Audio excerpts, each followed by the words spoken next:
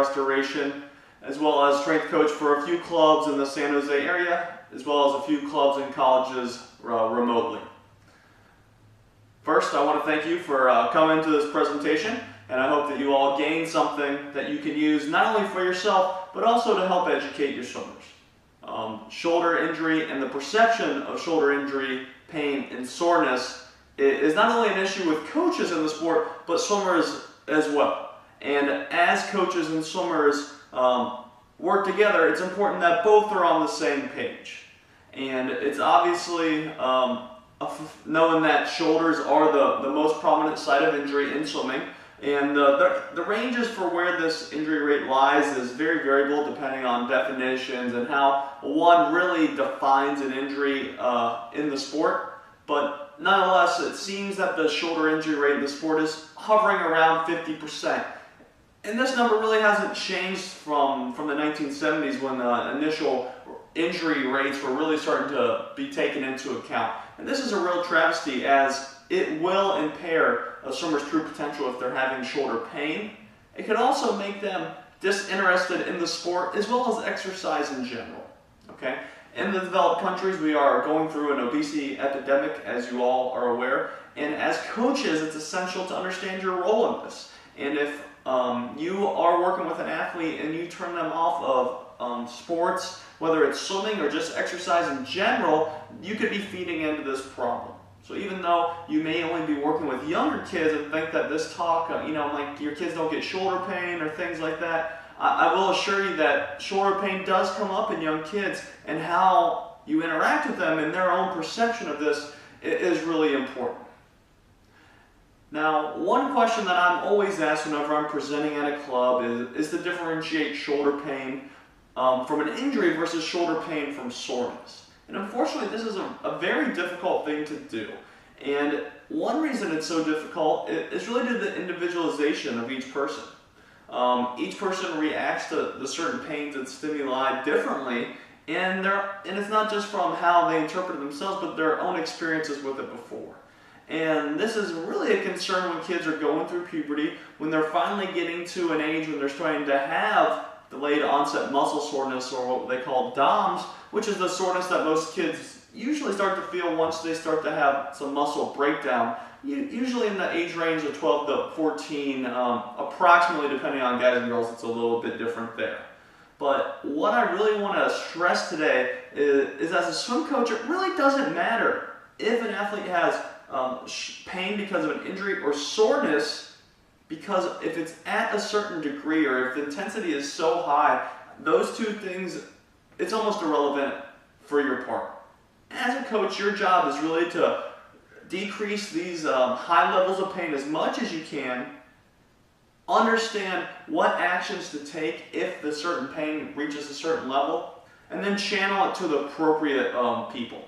As a coach, you have an interesting role where you're usually the first responder, you could say, to little things that pop up. And this ranges from injuries to psychological aspects as well. And that's why it's really crucial to be communicating constantly with your swimmers, building great rapport with them, individualizing each and everyone's plan, and then really passing people on, or passing swimmers on to the appropriate channels when something serious does arise.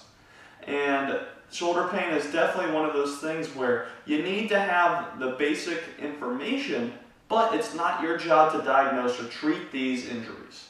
Make sure you have someone, whether it's a parent on the team. Luckily, clubs are lucky enough to have usually parents that are physicians, chiropractors, physical therapists, rehab specialists, whatever the case is, that you can send them to and really get an understanding that they're going to be taken care of there. Okay?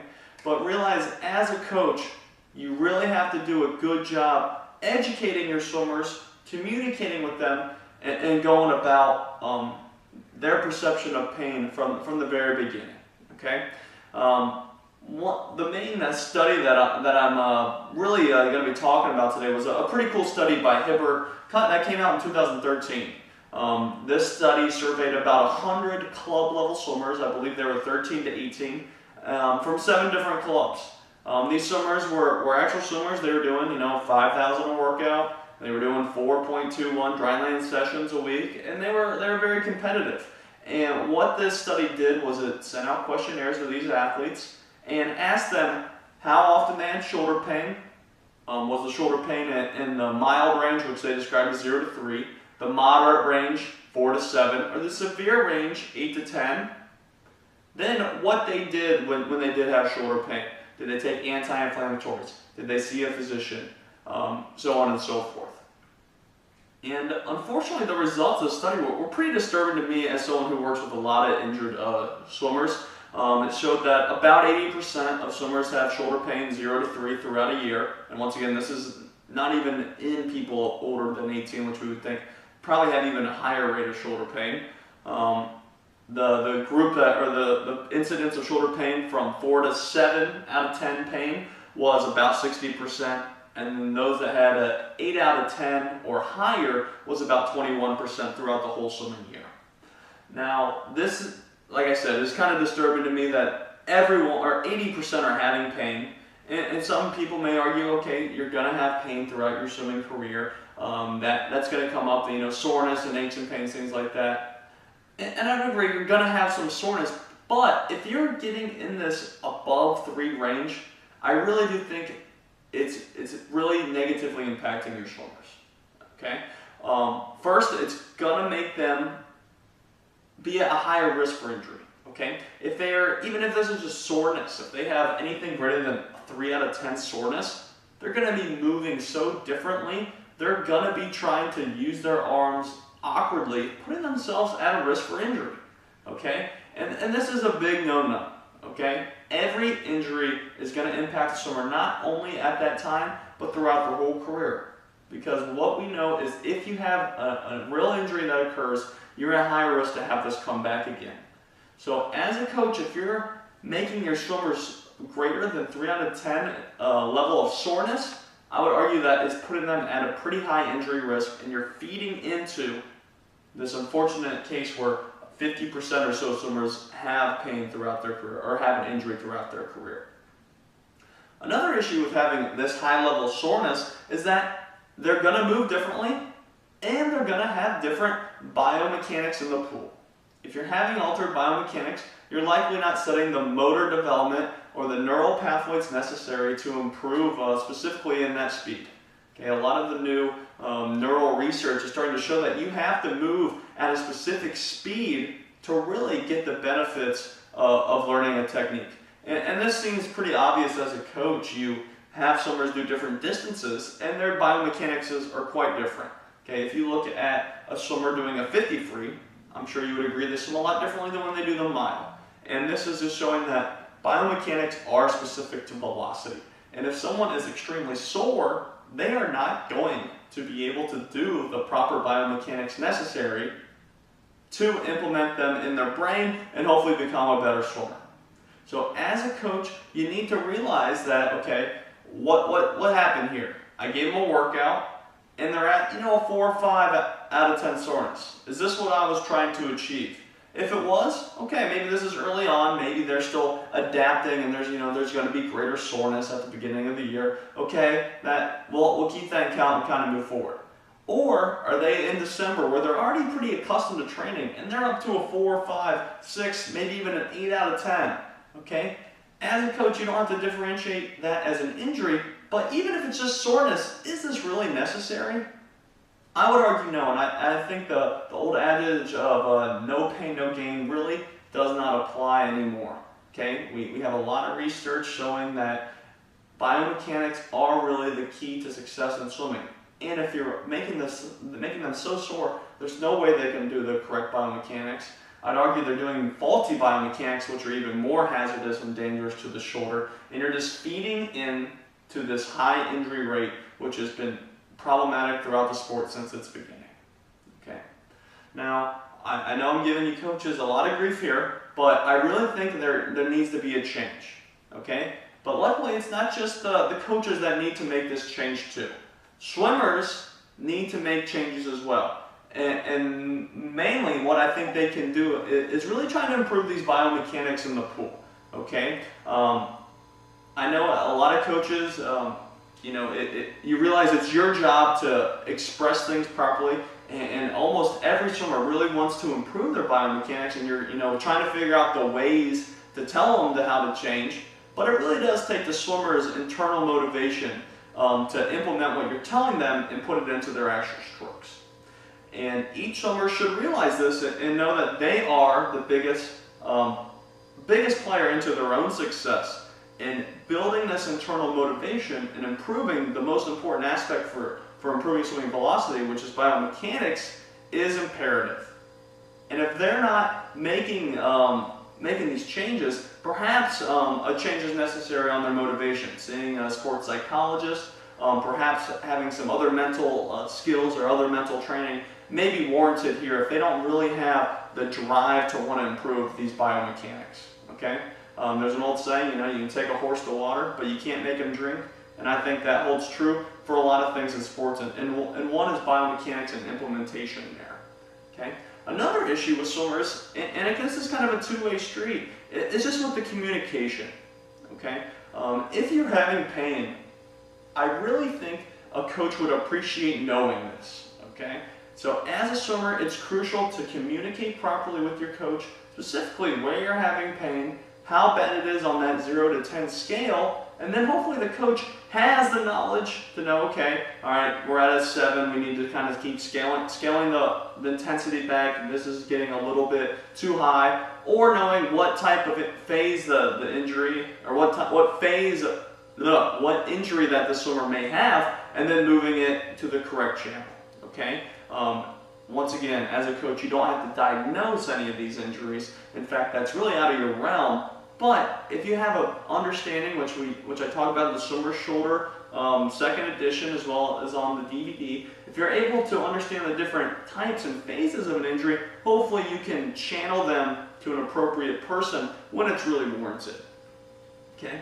But as a swimmer, you have to communicate to the coach to make sure they're all on the same page. They can actually make a move and move forward with it. I think too often swimmers are too shy, or they're just afraid that their coach doesn't want to hear that they're having pain, or they don't want to be classified as weak. But this mindset needs to change. If you can instill confidence in your swimmer and trust within your swimmers that, okay, you can communicate with me what level of pain you're at, then we can modify and truly individualize the program for each and every swimmer, okay? Individualization is something that ranges from into workouts, to dry land, to psychology, to recovery levels, and to prevention and rehabilitation is nothing different. Individualization is essential here. And unfortunately, it's something that not too many coaches will individually ask each swimmer how sore they are, how much pain are they really having, and then making that adjustment. So make sure that as a swimmer you realize, okay, the coach is on my side. I need to communicate with them, keep them in touch with my body, what I'm feeling, because we're all in this together. We are a team. And we're in the information age right now where everyone can hop online, read a few articles without any references, and feel they're an expert. And this ranges from swimmers to parents to even coaches. But realize you three are part of the equation to a successful team. And unfortunately, if you're not instilling it and having faith in your coach, then there's going to be big problems. So make sure you're communicating with your coach, whether you agree with something or don't agree, and this ranges on a lot of topics, from shoulder pain to what level of shoulder pain someone's at, to even training philosophies. Okay, most coaches I know are open to talking with their swimmers about what the training philosophy is, why they're doing it, and you have to listen to them, understand where they're coming from, because a coach has something that a swimmer and a parent really don't have, and that usually is experience. Their experience with hundreds, thousands, tens of thousands of swimmers gives them this expertise in how to handle certain situations that no matter what the research shows, you may be applied differently. You may be this outlier in the equation, okay? And this doesn't apply to everything. There's a lot of stuff in research that's pretty darn solid and that a lot of people should be implementing, but as a coach, having their history and their experience is something that a swimmer needs to understand, take into account, and then communicate their concerns with the coach, and they can kind of mold this individual swimmer's needs with the coach's experience to make the best game plan moving forward. Okay?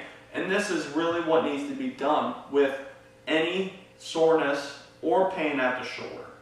When a swimmer communicates with a coach, okay, I'm having 4, 5, 6, 7 out of 10 level pain, this needs to be adjusted for in workouts and moving forward.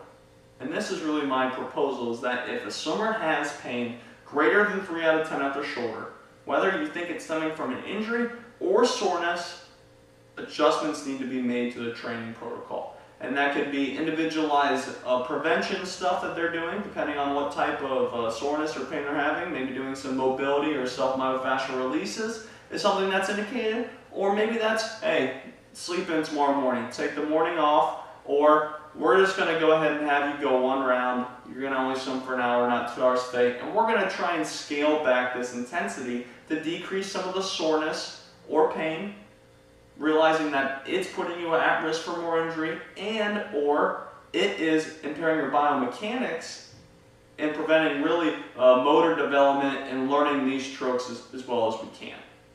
And that's what needs to be done here on out, really, if we want to see a decrease in this injury rate within the sport.